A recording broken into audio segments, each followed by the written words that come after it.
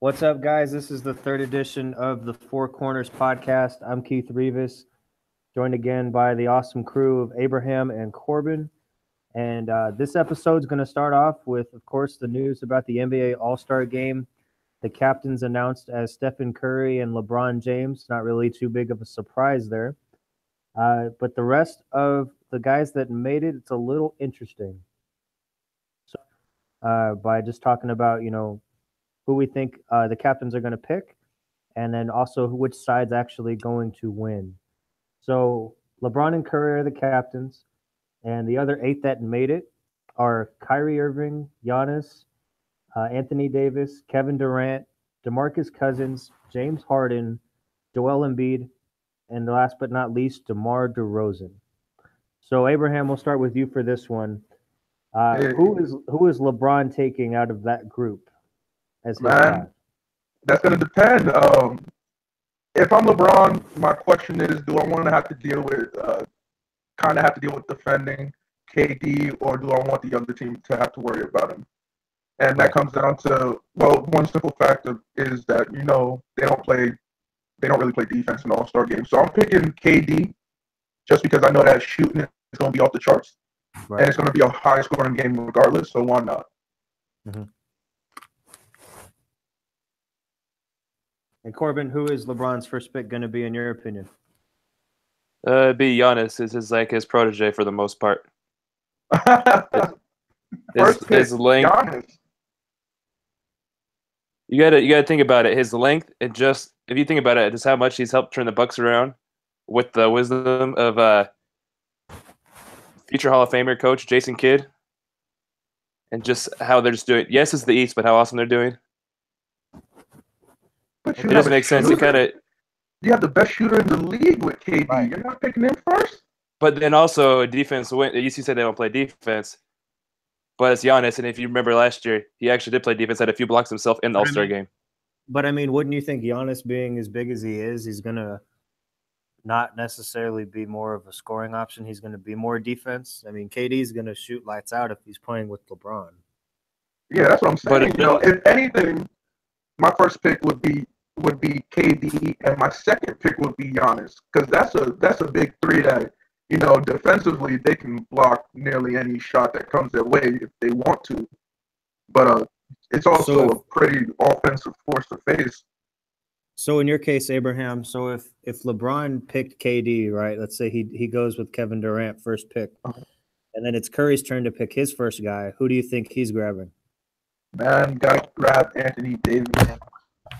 You have a big like him shooting for you, man. That perimeter is already going to be stretched out with Curry shooting from half court. Why not? And Corbin, who's Curry's first pick in your opinion?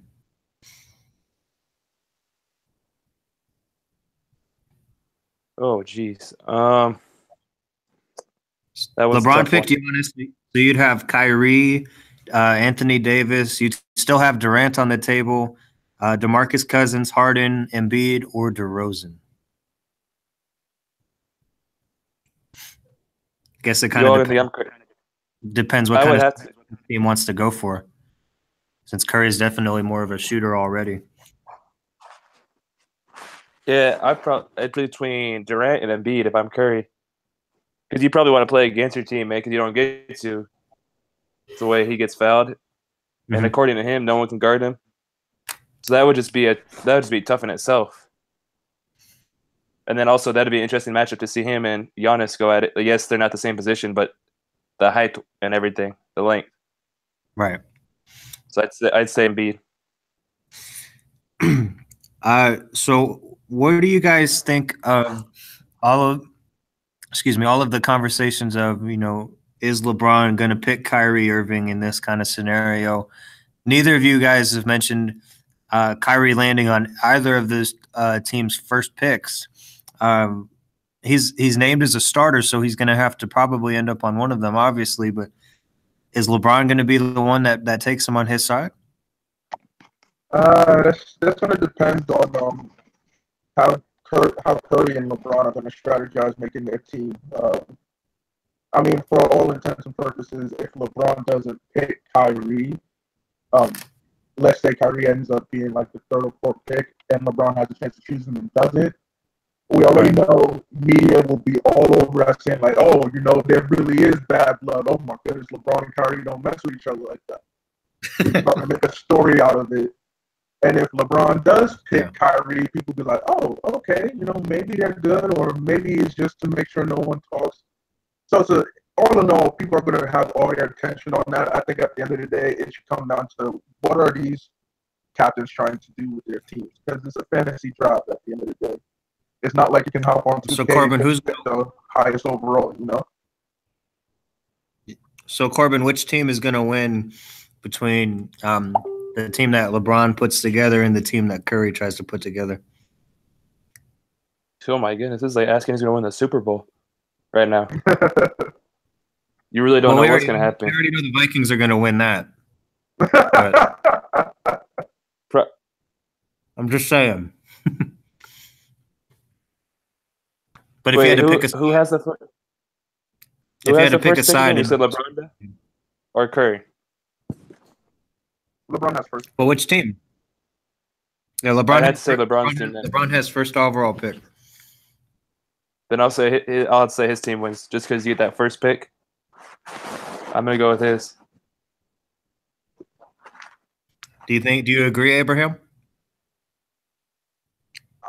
Depending on who they pick. If LeBron picks KD first pick, I'm going with that team because you have both LeBron and KD, and that's just an offensive force in itself. Right. If it's Curry and KD, man, it's basically the Warriors all over again.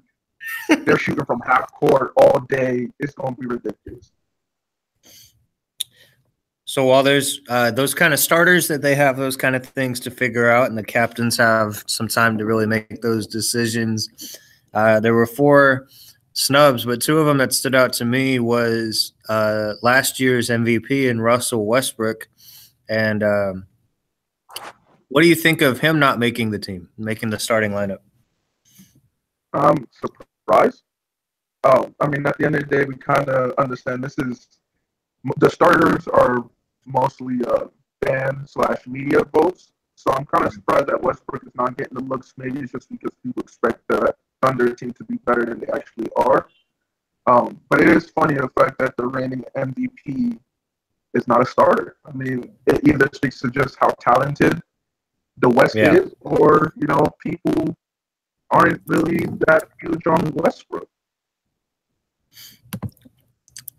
And Corbin, Karl Anthony Towns and Draymond Green and LaMarcus Aldridge also didn't make it. Does that surprise you?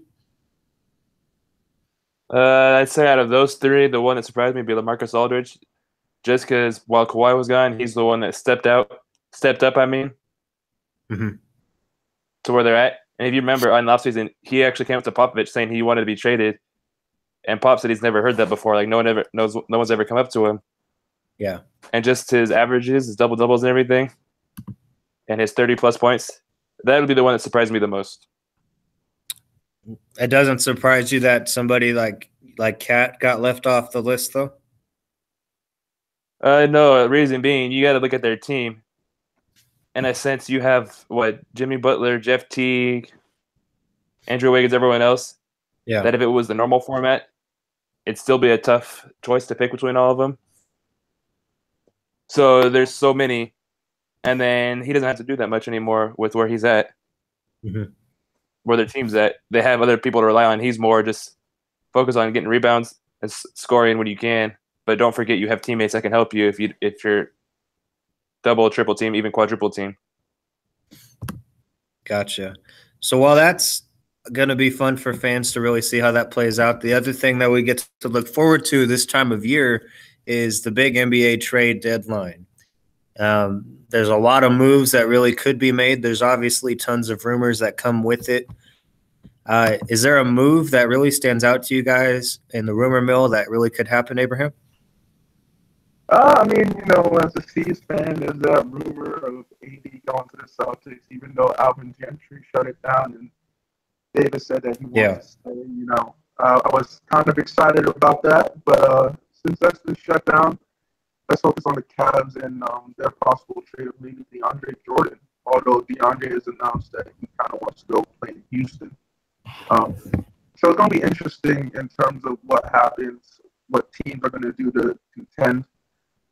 With the way the Cavs have been playing, maybe they need to make a trade to solidify that they are still the best in the East, even if their record doesn't imply so. Celtics, I don't know whether they want to mess that up, but we'll see. Yeah. Well, I mean, a trade for someone like DeAndre Jordan would be huge. But I would think that they're also going to have to factor in if Isaiah Thomas really is going to be the guy that they thought he would be when they traded Kyrie for him. Because if Isaiah keeps putting up bad numbers right after, putting up a decent game in his return, if he keeps playing badly the whole second half of the season, then Cleveland not only kind of gets, a little bit of buyer's remorse and getting something, be like getting a used car and the check engine light keeps coming on. And even if you were to trade for a guy like Jordan, I think that Cleveland really has to figure out if they're going to be able to convince LeBron to stay after this season. And I think if they don't make any moves, I think that'll speak volumes about how the front office feels about James, with the free agency coming up. I feel that. What about you, Corbin? Is there a move that you think is going to really happen at the trade deadline? Anything pop out to you? Anything pop? All right, now, not necessarily. It's kind of quiet how it was 2 years ago when the biggest trade was Tobias Harris.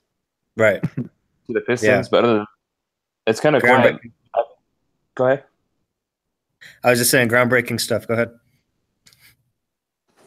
Yeah, right now, I don't see anything. If anything happens, I feel it's going to, usually they do it ahead of time or, right before. I feel it's going to be maybe, a few seconds right before, not the day of. It's going to be the few seconds before and everything. So not as last second as it gets, huh? Pretty much. Do you guys think that the Lakers are going to actually make any trades? Maybe Randall or Clarkson going somewhere? I don't know if they'd make it. They don't really need to. I could see something happening if Magic was actually serious about winning. Yeah. But like I said, I don't see anything happening right now. Abraham, I wanted to get your thoughts on this too. So there was a rumor talked about by Chris Broussard. I believe he was talking with Colin Cowherd on a program that they had, and he had brought up the idea of the Lakers and Cavs kind of coming together and threw out the idea straight up on his show that perhaps the Lakers would have to throw in Lonzo in a trade if they really wanted to get LeBron, because there's concerns apparently that LeBron's not going to come if LeVar keeps talking the way that he's talking or saying things about teammates like he's done in the past at UCLA. Do you think the Lakers would be dumb enough to kind of make that kind of a trade? So that's ridiculous in the sense of, LeBron can come over in free agency, but to move Lonzo, what we've seen this season is seems a little out there, right?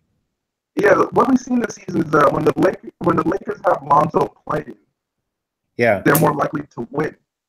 And I get it, you get LeBron on your team. LeBron has led nearly all of his teams every year to the finals. He can probably do the same thing with the Lakers. But they have such a young core. I would rather the Lakers just continue to grow and develop rather than just try to mess up. You look at what Lonzo's been doing this season, and he's top 10 amongst all guards in blocks, rebounds, assists, steals. It's just like, why move that? I understand that his father has been a distraction, but Lonzo is getting it done on the court. Of course, his shooting isn't spectacular, but everything else he's doing is, what more do you need? True. What do you think of that, Corbin? Do you think that's a little far-fetched of an idea to include Lonzo in the trade for LeBron? No, I actually think it'd be a good idea, but I do agree with Abraham because with LeBron, if you think about it, he has everything he wants in Cleveland because he wants a coach where he can handpick, hand select, and he has the players he has. And then it would make sense, but you got to think about it. If he was going to go to LA, he's going to bring people with him, and who does he want with him? So it'd be another rebuilding. So I agree with Abraham. I just need to keep everyone where they're at, and just because things are looking up, just got to keep going up and just keep pushing on. But no, I don't see it as an absurd idea. So another rookie that I think is worth talking about that really made waves the other day is Lauri Markkanen of the Bulls. He set an NBA record. He did better than Steph Curry in this category by a crazy 17-game margin, and he was the quickest to hit 100 3-point field goals, and he did so in 41 games, where Curry was the previous record at 58. Chicago, kind of everybody in the offseason, at least from what I was talking to, didn't see the Bulls really as a legitimate team, period, because there were so many question marks with this team about how much they'd actually win. Are they actually in a rebuild? What are they doing? Now they have Zach LaVine back, and Markkanen looks kind of like the real deal, and Chris Dunn has also kind of been figuring it out. But specifically on Markkanen, Abraham, we'll start with you for this one. What do you make of him being able to do an achievement like that as a rookie? And does that mean that he's going to be the next big star with Chicago? No, I won't overhype this accomplishment by saying he'll be the next big star. But if anything, it's definitely a good look, especially for the organization, having someone as skilled as Markkanen who can stretch the floor for them. And play solid defense, too. You look at that squad that they have with Dunn, and now that they have LaVine back, the Bulls they're going to be contenders soon enough once they get time to really grow together. So it's exciting for the Bulls. Congratulations to Markkanen again. He's been balling, and you gotta recognize that he has a chance to really make a name for himself if he can keep this up or even improve upon it. Corbin, what do you make of the milestone that he reached? Well, yeah, congratulations first off. And I actually think it's a prospect in the making. I'm going to disagree a little bit here. Yeah, it's the fastest, but then again, it's the fastest. Granted, he's shooting the most because they had no one. As LaVine was out, and then in the beginning, Portis and Mirotic with their fight and practice. So they had to find someone, and they found someone to go to. So, yes, it's quick, but it's also, you got to remember, he was shooting everything. And then even the last few games, he's just showing his abilities and talents. And then how nowadays all the 7-foot centers can handle a basketball and shoot threes. Prospect in the making. Interesting. And then, Abraham, the last conversation for basketball for now. I wanted to ask you guys just about the Celtics in general, and this being because it's Abraham's team as well. The way that they've played so far, even without Gordon Hayward, this is with Jason Tatum and Jaylen Brown really figuring it out on how to help their team with Hayward's crazy injury in game 1. Do you really think that Boston has a chance to win it all this year, winning it to the complete championship, not just making the finals and beating Cleveland in the East, but can they win the whole thing?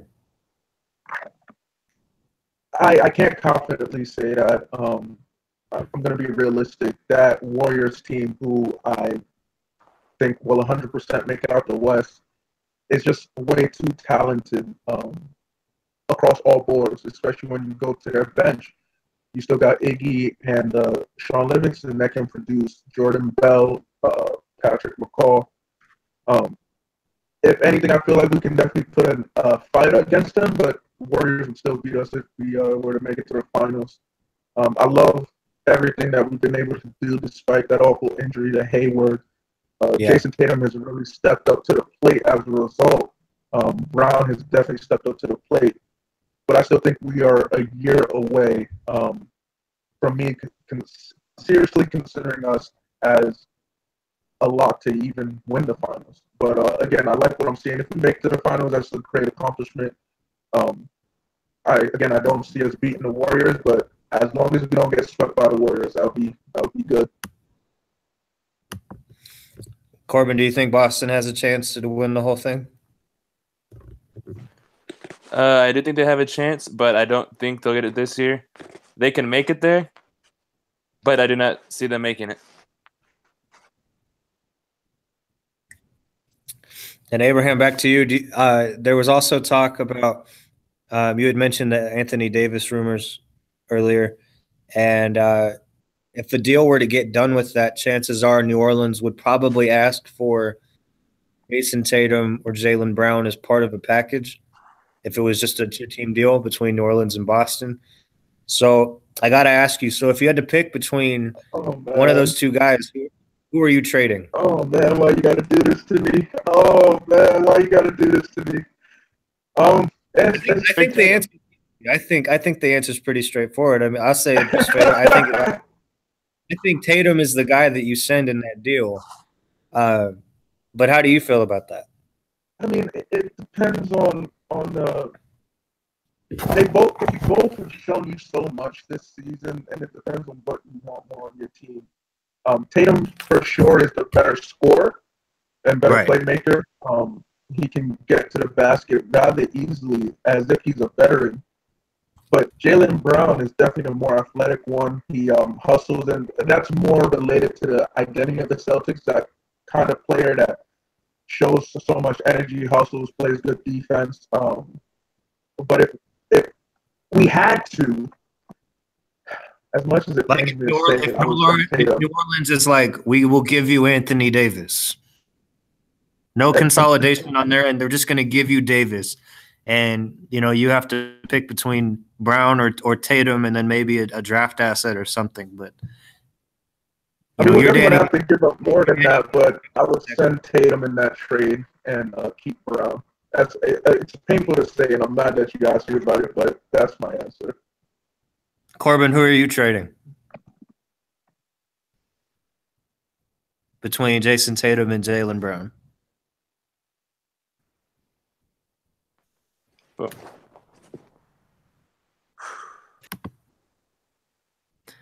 Tough call, I know. I'd say technical difficulties. Jason Tatum is my answer too, just because you get more out of him. And also, if you remember earlier this week, that was what was going around with the media and everyone else. Getting more out of him is one thing, though, but I mean, that wouldn't change your mind if you were going to get Anthony Davis, regardless of who you send between Brown and Tatum. You'd still send Tatum. Right, that is a good question. My thing is, like, if you're going to have Hayward come back from an injury, and Tatum is kind of be in a Kuzma-like situation, just a little bit different, where he's a rookie, he has a chance to really make an impact, and then there's going to be questions if he's really going to be like a long-term starter. If Hayward comes back and his chemistry is great with Kyrie on the floor and Jaylen Brown can still be a presence, I don't think they'll regret making that trade for Anthony Davis. Yeah, no, true. I mean, AD is definitely a upgrade over Tatum. Just because you know what you're going to get while Tatum is still growing and his potential is very high. Plus, AD is still young. He's only 24, so it's not like you're trading for an older player. The only concern really is, can AD stay healthy? Right. Well, I mean, I guess that'll just be left to be determined by the Celtics if they actually want to make that move. I mean, even if it doesn't happen, that's a crazy thing to think about because – you could probably include Al Horford in that kind of situation because Davis can play center if you get Hayward healthy next year and you retain Davis when he's I don't think he's a free agent this summer, but if you keep him around long enough, that could be a scary team. You put Hayward, Davis, Kyrie, and then if Jaylen Brown becomes a star, I mean, you basically have arguably as good of a team as you can really make in the Eastern Conference. This is facts. So guys, transitioning now quick to the NFL. We're now in the Final Four, and it's all the quarterbacks we were expecting, right? Nick Foles.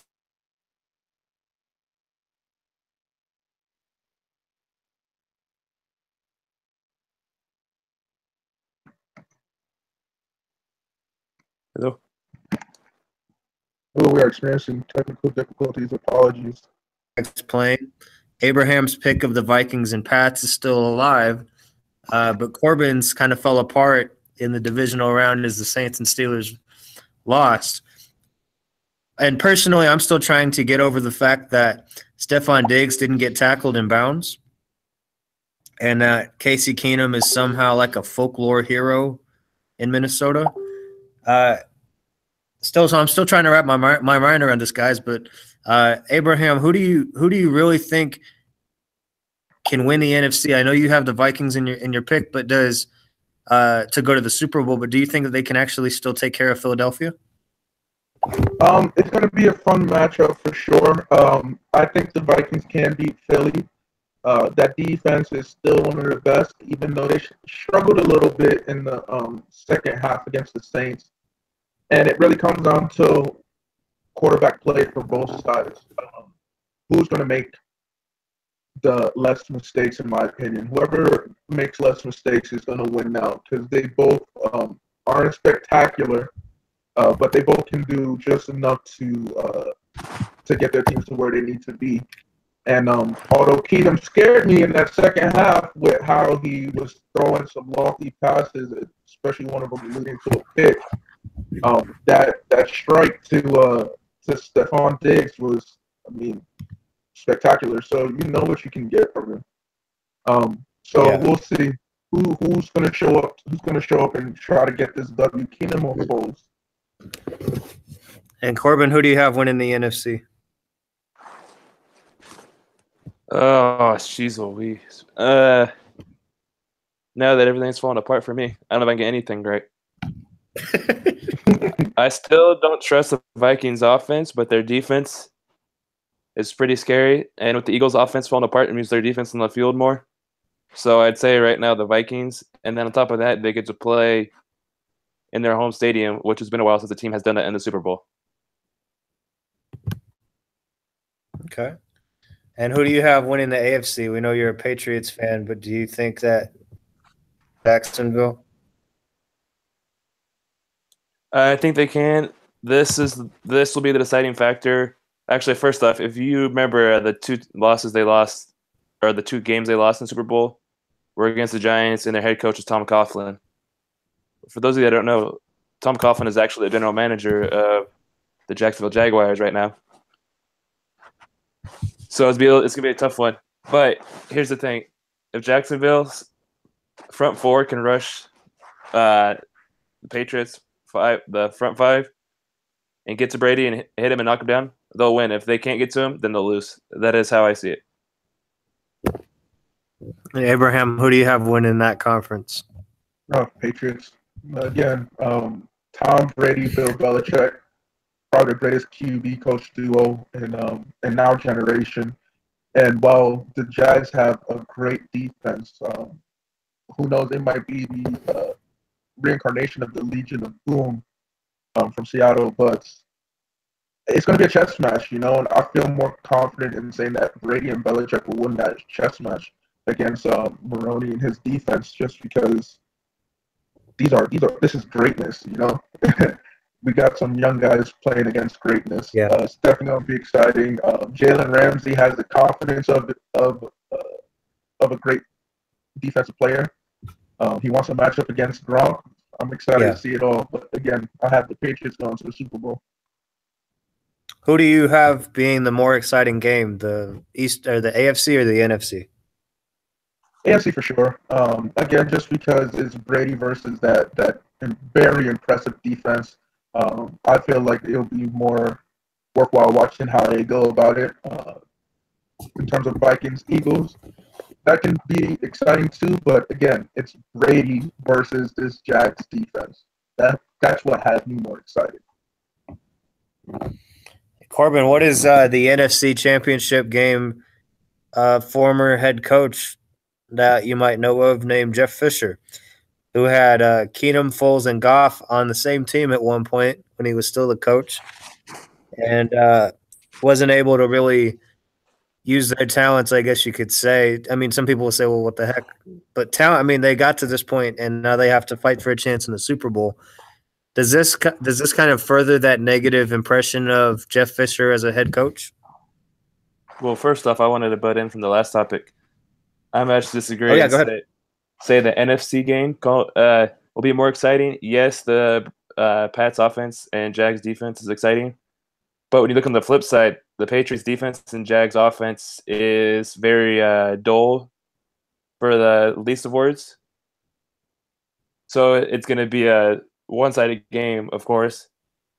So, but when you get to the NFC, even yes, the Eagles won and they barely won. They should have lost. But if you look, that was defense battle, and then how the Vikings held on to win to the Saints, who should have won. I just feel there'd be more exciting plays in that one, all around special teams. So that's that. And then for Jeff Fisher, I would just say they didn't give him enough time, because if you remember correctly, he did draft their current quarterback, Jared Goff, #1 overall. He traded up for them, and no one saw that coming. And I even have evidence. I've showed everyone that, they'll trade up. No one believed me. They traded him up, to get Goff. And he also made the playoffs this year as well, before they lost. And I just think, in essence, they just didn't give him enough time. Just one more year, and then they would have found out. Gotcha. But they were in the win now. Yeah, they were in the kind of that win now mentality. How funny too that the two numbers are 7 and 9, right? That's so fitting. That Keenum is 7 and Foles is 9. You can't write that. Now quickly to college basketball. I wanted to get your guys' take on Oklahoma sensation Trae Young. He's a freshman and he's been playing lights out, but turnovers has kind of been a concern for his game. And you know how that's going to all translate at the next level when he goes pro. What are your thoughts on Trae Young as a player, and do you think he's going to be able to do that kind of stuff in the NBA? Trae Young is definitely one of the most exciting basketball players right now in college. He's fun to watch. The way he plays is just on another level. Even when he struggles, he can calm down and get into his rhythm.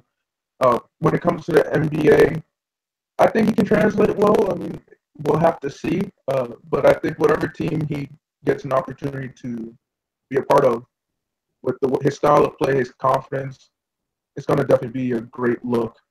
Definitely be a great thing for him. I just hope he finds the right situation. Is he a -- pick, though? No. I don't think he's a #1 pick. I guess it would come down to what the team with the #1 pick needs. You still have Marvin Bagley from Duke, who's an absolute beast, especially on the board. So we'll have to see with that. Corbin, what do you make of Trae Young? Oh, it's funny to bring this up. We talked about this at work the other day. So let's not get too hyped up about this. We've had this before plenty of times in NCAA the last few years, and even a while ago. Give credit where it's due. Yes, he's great, and he's leading the team and everything. And it was one game where he's had bad turnovers, and they still almost won. However, his game can translate to the NBA.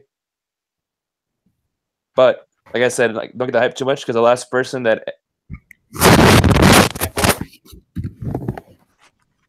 was Greg Oden.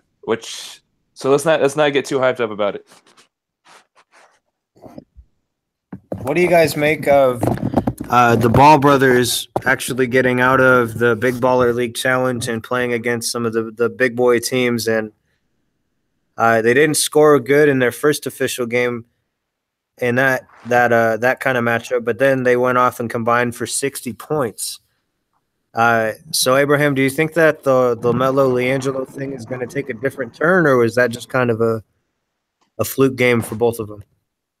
I think it was just them just getting used to playing, in the sense of now they're not playing in school. They're playing on overseas, especially with a crowd. It was one of the most watched. It was a highly watched game on Facebook Live. So a lot of people are out there. Yeah. Expectations are high. People are either wondering whether they're going to do well or whether they're going to fail. So that first game, just growing pains in my opinion. Their second game, they responded well, and they're showing that they can ball. Yes, the talent level may not be as high as it could have been if LiAngelo remained in college and whatnot, but at the same time, he probably was going to get playing time at UCLA. So this is good for him to get that playing time. Good for LaMelo, who's only 16, mind you, to really get some action like that. And they're looking good, you know. So everything, I hope it works out for the best. I hope they keep growing and developing. Because at the end of the day, you only get better by continuing to play and to continue to get those shots in. And that's what they're doing right now. They're continuing to play a sport that they love. Corbin, what do you make of it? I think it's just great business moves and great thing for them, and just keep watching great things. They have the refs wearing the triple Bs. Say that again. Yep. They have the ref wearing Harbaugh's logo. That's crazy to me. It's all business. Go ahead. All I have is all business. Let's just finish up the year, see how it goes, and seems like things are going well.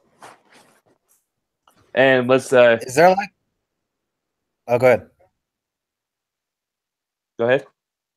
I was gonna say, actually, is it funny? Lonzo Ball actually roasted his own brother, the youngest one, saying, "Oh, I see you now." Yeah. Finally touching the rim when he missed a dunk attempt. Yeah. I think the next couple of years are going to be very interesting because, I mean, as much as people are going to say, you know, LeVar Ball is a distraction and, you know, rumor has it he's going to keep free agents out of LA or whatever the latest rumor is with him. I'm still kind of torn because chemistry is going to be the biggest thing for this Lakers team in the next 3 years to really figure out if drafting Lonzo is going to get them to a championship. It might make them better. It might make them really good even now. Like we mentioned earlier, you know, they're not doing great without him. And it makes me wonder just if the Lakers were to take a chance, because they don't have a first-round pick. They have like a mid-second-round pick because of the pick they got from Denver.